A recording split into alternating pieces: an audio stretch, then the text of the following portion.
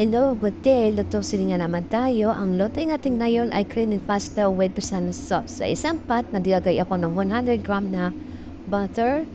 So, nilagay ang flour na 3 tablespoon. Mix ko lang sila. Din nilagay ko yung 1 liter na milk. Then, so, nilagay yung cheese, cheddar, creamy cheese, thick cream. Then, mix ko lang sila. Lagyan ko rin siya na black pepper and salt. Ayan, nilagay ko yung mga ibang cheese natin. Mix lang. Sa isang pat naman, nagkisa ako ng onion, garlic. Nilagay ko yung meat. Then, mix lang natin. Tapos, nilagay ko yung tomato paste, tomato sauce, black pepper and salt. Then, yung ibang flavor na halo dyan. Ayan, nagtikin na yung cream natin. Ayan ang pasta na iluto ko sa normal way ng pagluto ng pasta. Sa isang dish, nilagay ko yung first layer ng pasta natin.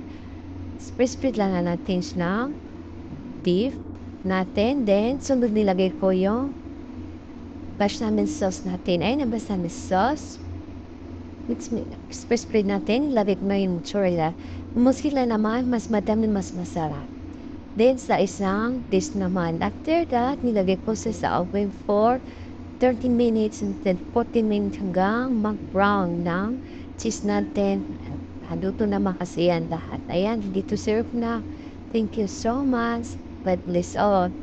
Thank you for watching. Bye.